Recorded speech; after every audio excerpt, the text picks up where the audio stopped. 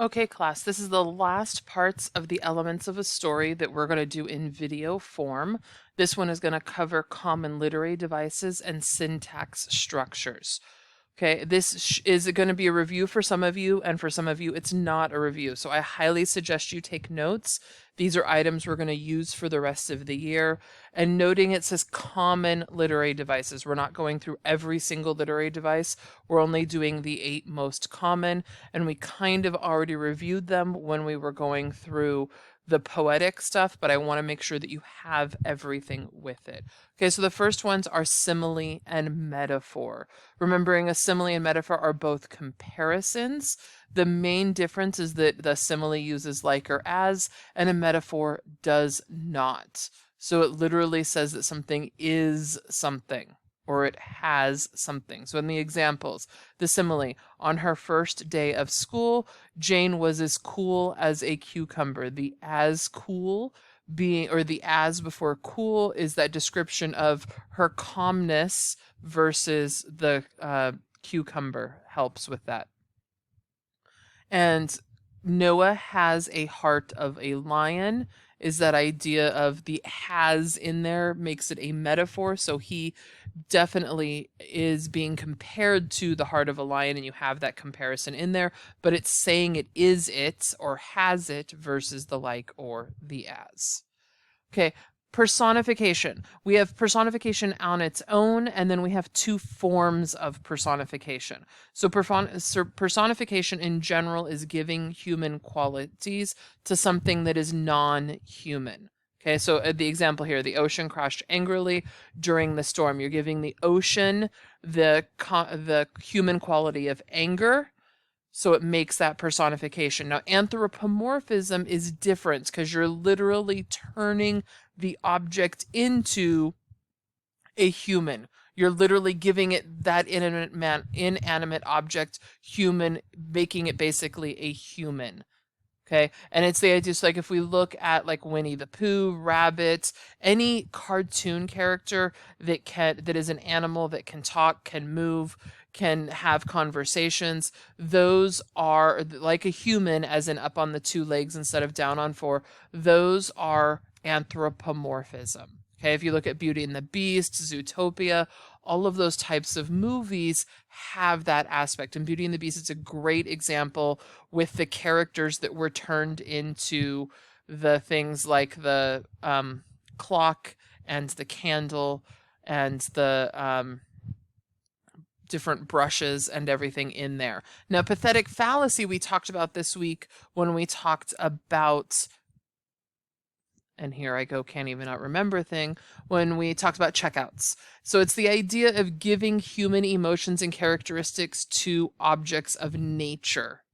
Okay, so example, angry clouds, cruel wind, hottest day of the year, it's gloomy and someone just died. The nature matches that aspect. Okay, so anthropomorphism and pathetic fallacy are both forms of personification. It's just you're personifying it in a different way, so it gives a separate name to it.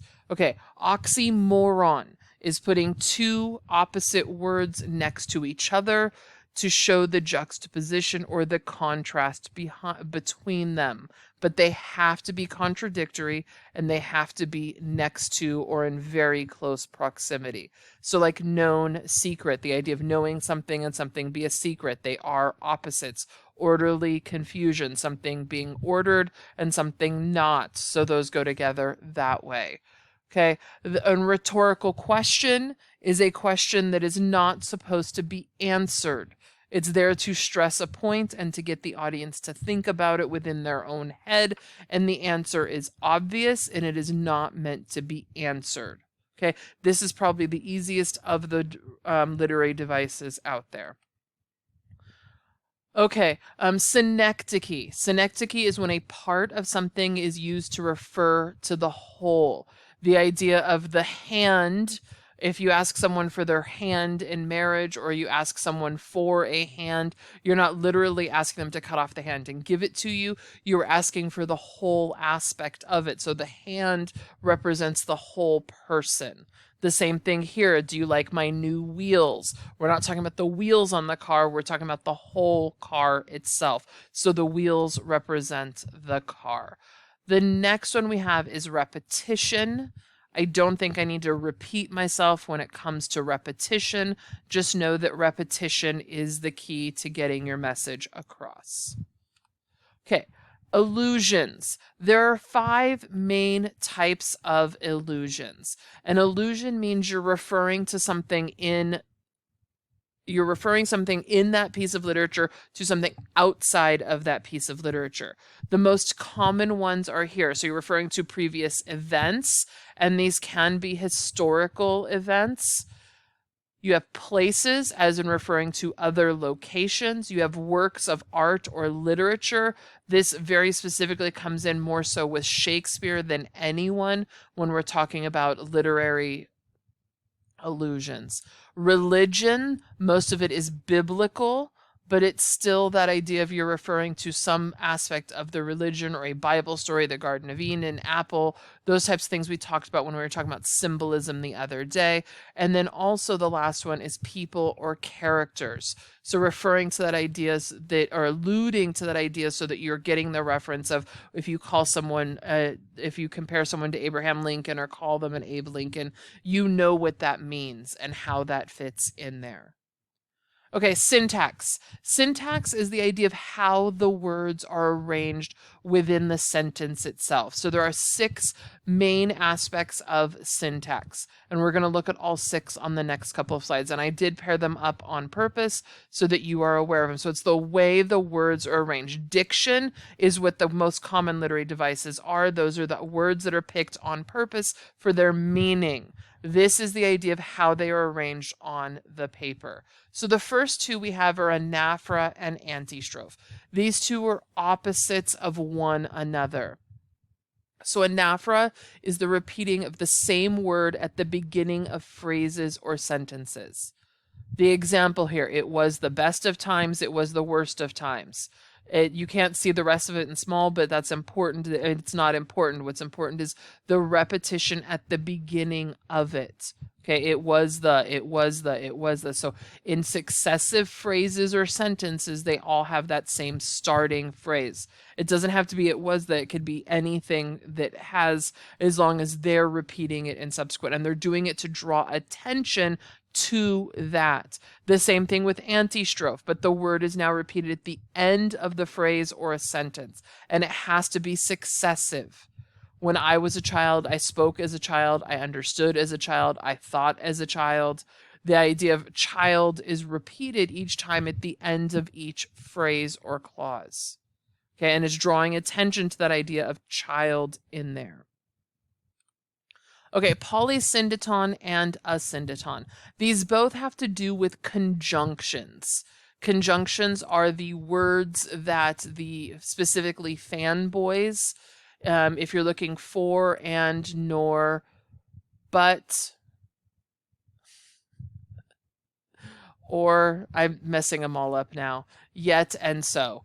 But that's what fanboy stands for. So it's that idea of using those conjunctions in there or not using those conjunctions. So polysyndeton uses conjunctions between words and clauses, and it has no commas, and it consistently uses the conjunction over and over. Lions and tigers and bears, oh my. So you got lions, instead of going lion, tiger, lions, comma, tigers, comma, and bears, it's lions and tigers and bears. So it's each phrase has the and in there, or it can be an or a for or a nor or about any of those fanboys aspects.